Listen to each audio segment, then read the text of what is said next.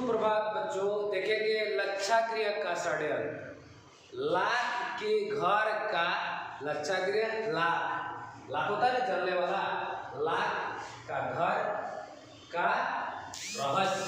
षड्यंत्र मतलब होता है उसके बीच का चाल रहस्य। क्या है लाख के घर का षड्यंत्र? ये जो है प्राचीन काल का बात है।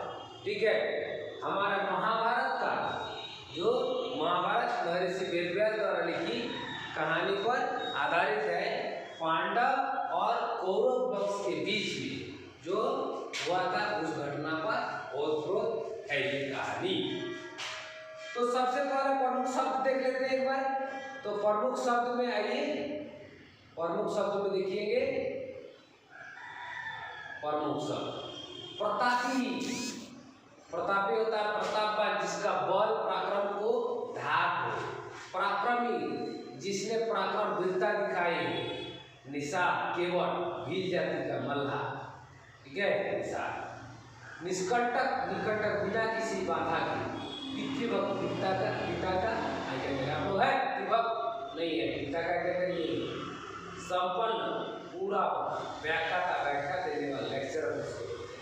सहस्त्र, सहन करने। विनाश, बर्बादी।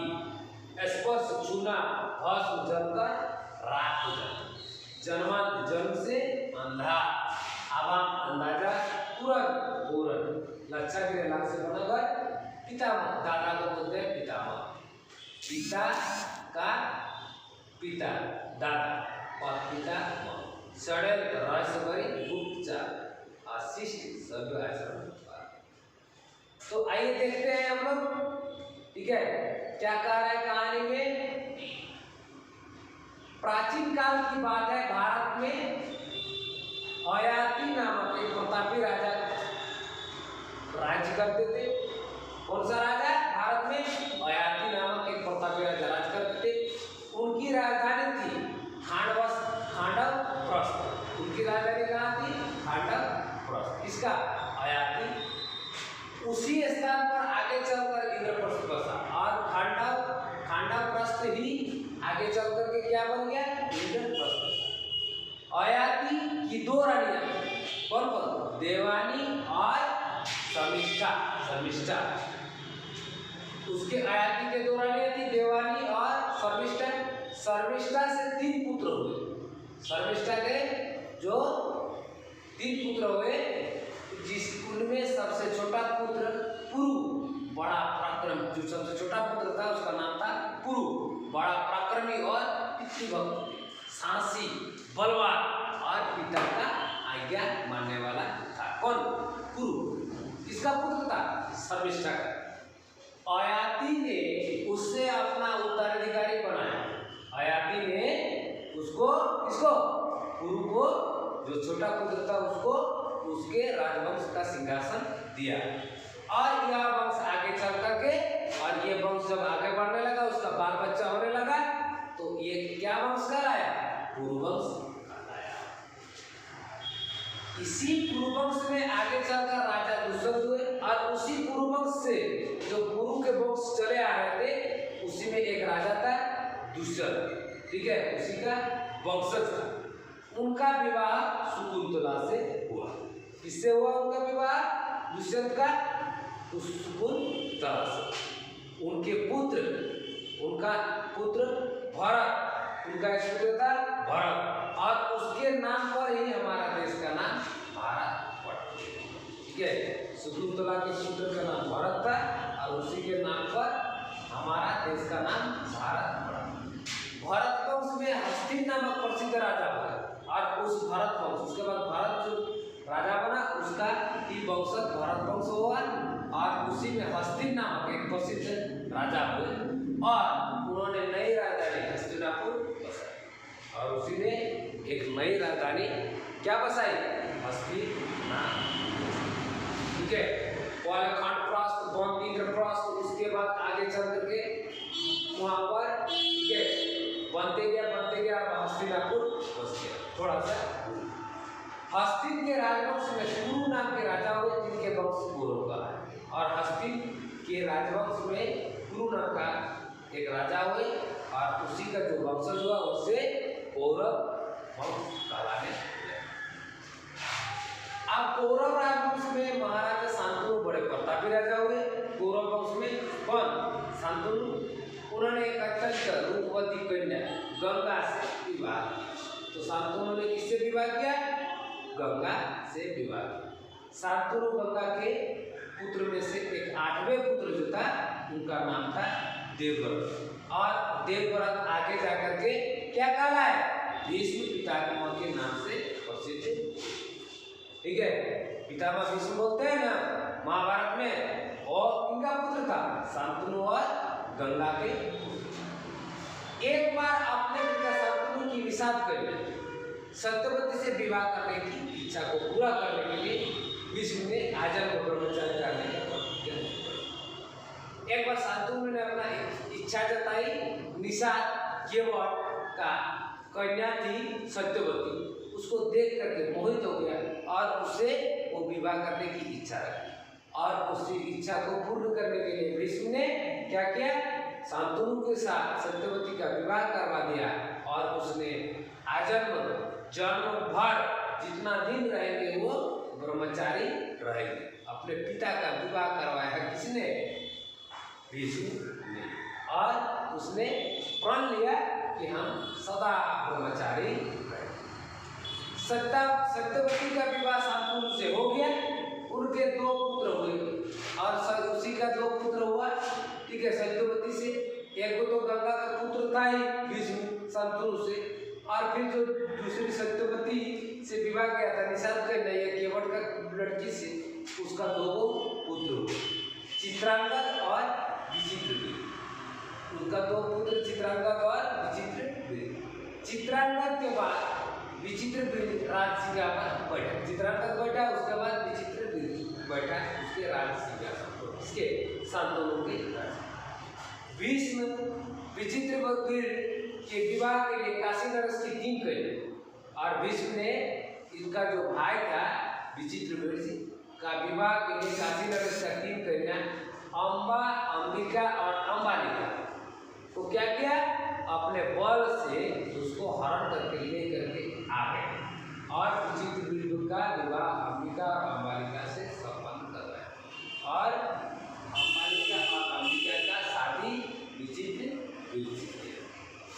अंबिका से, इसी अंबिका से धृतराष्ट्र और अंबालिका से पांडु नामक 2 पुत्र उत्पन्न। आगे धृतराष्ट्र कौरव वंश में और पांडु पांडव वंश में चले गए। आप धृतराष्ट्र पांडु से बड़े थे पर जन्मांध थे। बड़ा तो था धृतराष्ट्र, लेकिन क्या था? अंधा था, आँख से उसको दिखाई नहीं देता। अतः राज सिंहासन पर पांडु को ही दिखाई। अब क्या किया? जब अंधा था धृतराष्ट्र, बड़ा तो था लेकिन अंधा तो अंधा क्या विचार करेगा राज सिंहासन पर बैठ करके? इसलिए क्या किया? पांडु को राज सिंहासन पर बैठा दिया। जिस समय धृतराष्ट्र और पांडु का जन्म हुआ उसी समय अंबिका की दासी ने भी एक और उसी समय अंबिका का एक दासी उसका भी एक पुत्र को जन्म दिया। उनका नाम था विदुर। और उनकी दासी जो दासत्व करता था, देख रेख करता था, उसने भी एक बच्चे को जन्म दिया जिसका नाम था भीष्म। ने उसका लालन पालन भी राजकुमारों की भांति किया और भीष्म ने भी उसका लालन पालन किया। किसके तरह? भतीजा था वो लोग। ठीक है, भाई का बेटा मतलब क्या होता है? भतीजा। तो विदुर, पांडु और धृतराष्ट्र भतीजा था, उसको भी वो लालन पालन किया। वही विदुर आगे चलकर धर्मनीति का व्याख्या था, लेक्चरर बन के जो व्याख्या था, प्रवचन देने वाला या अच्छी सुझाव देने वाला, धर्म के नीति का कानून का बोलने वाला। धृतराष्ट्र के विवाह गांधार नरेश की कन्या गांधारी से हुआ। अब गांधारी से हो गया और उसने एक एक करके 100 को बच्चे को पुत्र को जन्म दिया। दुर्योधन उससे सबसे बड़ा था। और पांडु का विवाह कुंती से हुआ और कुंती से 3 पुत्र हुए, युधिष्ठिर, भीम और अर्जुन। पांडु का और एक पत्नी थी, उसका नाम था माद्री। और दूसरी पत्नी थी माधुरी, से नकुल और सहदेव पैदा हुए। इस तरह से पांडु का 5 पुत्र हुए। कुंती से 3 पुत्र, युधिष्ठिर, भीम और अर्जुन, और माधुरी से नकुल और सहदेव। इस तरह पांडु के 5 पुत्र हुए। ठीक है। और एक पुत्र था कुंती के, कहते हैं कर्ण जो था कुंती के पुत्र थे, लेकिन वो कुमार अवस्था में ही उसने पुत्र को जन्म दिया। ठीक है, ये बात की कहानी है। अब जो पढ़ना है उसको देखते हैं। अपने शिष्ट व्यवहार के कारण पांडव प्रजा में बड़े लोकप्रिय हो गए। कौरव के मन में पांडवों के प्रति ईर्ष्या भावना थी। कौरव जो धृतराष्ट्र के पुत्र था, पांडव देखा जब लोकप्रिय होने लगे तो उससे क्या हो गया, ईर्ष्या की भावना होने लगी। दुर्योधन दिन रात इसी चिंता में, धृतराष्ट्र का पुत्र दुर्योधन दिन रात इसी चिंता में रहता था किस प्रकार पांडवों का नाश करके वो हस्तिनापुर का निष्कंटक कोई भी रोक टोक के राज्य कर सके। कौरव पांडवों में युधिष्ठिर सबसे बड़े थे। कौरव जो है पांडवों में युधिष्ठिर सबसे बड़े थे, अतः वही सिंहासन के उत्तराधिकारी समझे जाते। सब चाहता था कि जब कौरव पांडव में बड़ा था, ठीक है, फिर भी युधिष्ठिर से बड़ा था, लेकिन सब चाहता था कि युधिष्ठिर ही उस सिंहासन का उत्तराधिकारी बने। लेकिन दुर्योधन से युधिष्ठिर के धृतराष्ट्र बड़ा भाई था, उनका बड़ा पुत्र दुर्योधन था, तो उनका था कि बड़े का पुत्र बड़ा ही, मान लीजिए धृतराष्ट्र अंधारा तो नहीं बना था, तो सोचा कि दुर्योधन बनेगा।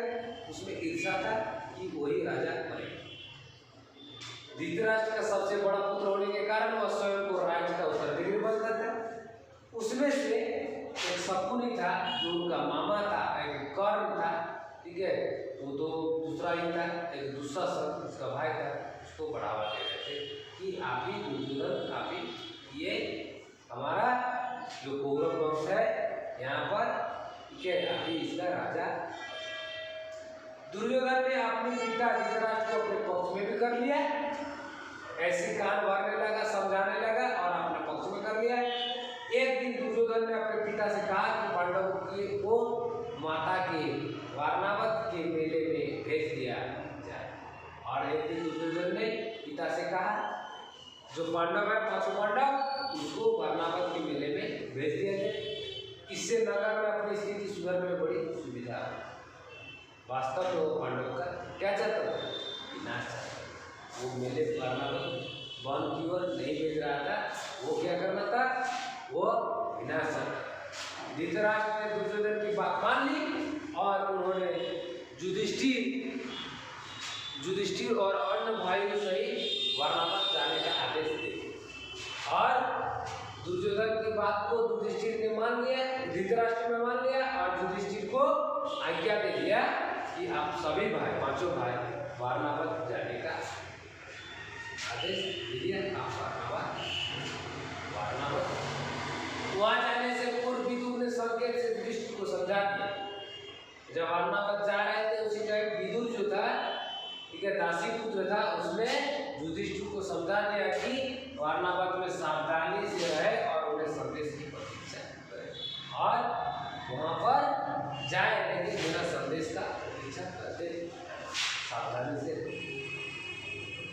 दुर्योधन ने पुरोचन नामक मंत्री से मिलकर वारणावत में पांडवों को मारने की पूरी योजना बनाई। तो दुर्योधन ने किससे, पुरोचन नाम मंत्री से मिलकर के पांडवों को मारने की पूरा योजना बनाई। पांडवों के रहने के लिए लाख का एक ऐसा महल तैयार करवाया गया था जो आगे आग से स्पर्श पाते ही लाख जानते हैं चूड़ी बनता है, उसी लाख से एक वहाँ पर घर बना दिया जिससे आग के लपेटे में आने से पूरी तरह से जल जाएगा। तो जो आगे आग के स्पर्श पाते पूरी तरह जल जाए, उसमें पांडव जल पर भस्म हो जाएगा और उसी आग में जल करके पांडव सब मर जाए। ऐसी ये चाल चलने के लिए पुरोचन नामक मंत्री से मिलकर के एक योजना। जब पांडव उस लाख के बने महल में जाने को तैयार हुए, तभी विदुर ने पांडवों के पास संदेश भेजा जिसमें दुर्योधन की चाल का पूरा रहस्य बताया गया था। और विदुर ने दुर्योधन की सभी चाल को जान गया था, तो उसने पांडवों के पास एक संदेश भेज दिया संदेश लाने वाला व्यक्ति हुआ कारीगर था, और संदेश लाने वाला व्यक्ति कोई नहीं था। वो कौन था? वहाँ जो बनाने वाला लाख का घर बनाने वाला बना रहा था वही कारीगर था, जिसने पुरोचन की नज़र बचाकर महल से बाहर निकलने की सुरंग तैयार कर दी, और पुरोचन से बच करके महल से बाहर निकलने के लिए एक सुरंग भी बना दिया था। ठीक है, पांडव महल में रहते और रात को सुरंग में सोते थे ताकि आग लगने पर शीघ्र बाहर निकल सके, और उस सुरंग के द्वारा पांडव अगर आग लग जाएगा तो सुरंग के द्वारा वो बाहर निकल सके, ऐसी योजना। कृष्ण चतुर्दशी का दिन था। कौन सा दिन था? कृष्ण चतुर्दशी का दिन था। युधिष्ठिर को सब कुछ आभास हो गया था कि आज रात को आग लगाई जाए, आज रात को लाख के घर में आग लगाया जाएगा, जिसमें पांचों पांडव रहते थे। उन्होंने अपने भाइयों को सचेत कर दिया, उन्होंने उस दिन यज्ञ कराया और नगरवासी को भोजन भी करवाया। युधिष्ठिर ने भाई को सचेत कर दिया और उसने यज्ञ भी कर दिया और नगरवासियों को भोजन भी कराया। एक बिरली थी। कौन थी? एक बिरली थी, अपने पांचों पुत्रों के साथ भोजन करने आए। ठीक है, भोजन के बाद वह अपने पुत्रों के साथ महल में ही सो गई। एक बिरली भी अपने पांचों पुत्रों के साथ भोजन करने आई थी, और भोजन के बाद वह अपने पुत्रों के साथ महल में ही सो गई। पुरोचन भी बाहरी कमरा में गहरी नींद में सो गई। आधी रात को भीम ने उस कमरे में आग लगाई जिसमें पुरोचन सो रहा था। तो पुरोचन कौन था? जो दुर्योधन के साथ ये हमारा रचा गया था मारने के लिए, पुरोचन सो रहा था। पांडव माता कुंती को लेकर तुरंत सुरंग से बाहर निकले। पांडव और उनकी माता को लेकर के वो सुरंग आग लगाने के बाद बाहर, आग बड़ी तेजी से फैली और सारा लच्छागृह जलकर राख हो गया। आग पूरा तरह से फैल गया, पूरे घर में लग गया और लच्छागृह पूरा लाख जलकर राख। पुरोचन और पांचों पुत्र से बिरली उसी आग में फंस गए, और पांचों पुत्र जो एक बिरली रहती थी आई थी 5 को बेटा को लेकर के, और पुरोचन जल। सवेरे होते ही महल के जलने का समाचार चारों ओर फैल गया। हस्तिनापुर की खबर पहुंच गई। दुर्योधन उस समाचार से बहुत प्रसन्न हो गए कि पांचों पांडव और उसकी माता जल करके राख हो गई। धृतराष्ट्र भी कि उनके पुत्र के मांगों की बाधा न रही। ठीक है, लेकिन विदुर के मन में पूर्ण विश्वास था कि पांडव भी जीवित। उन्होंने भीष्म पितामह को संकेत से बता दिया, और विदुर ने भीष्म पितामह को पांचों पांडव और कुंती की जीवित होने की कहानी सारे संकेत से बता दिया। और मन ही मन कौन प्रसन्न हो रहा था? दुर्योधन और धृतराष्ट्र दूसरा के लिए कि दुर्योधन की राजा बनने की जो ये हस्तक्षेप वाला है, ये रास्ते के कांटा दूर हो गए। लच्छागृह से निकलकर पांडव जंगल में पहुंच गए। वहाँ गंगा पार करके आगे और गंगा को पार किया और वन की ओर चल। तो हमारा कहानी खत्म हो गया। आगे प्रश्न उत्तर बनाएंगे। ययाति कैसे राजा थे? उनकी राजधानी कहाँ थी? दुष्यंत कौन थे? उनका इतिहास से क्या संबंध है? भीष्म के बचपन का नाम क्या था? वो किसके पुत्र थे?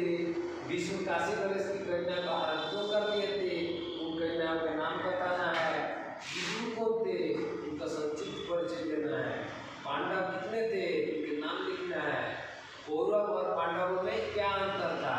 दुर्योधन का स्वभाव कैसा था? वो क्या चाहता था? उसकी इस प्रवृत्ति को कौन कौन बढ़ावा दे रहे थे? वारणावत में पांडव को किसने भिजवाया? वहाँ क्या षड्यंत्र रचा गया? युधिष्ठिर को किस किस व्यक्ति का सहयोग मिला?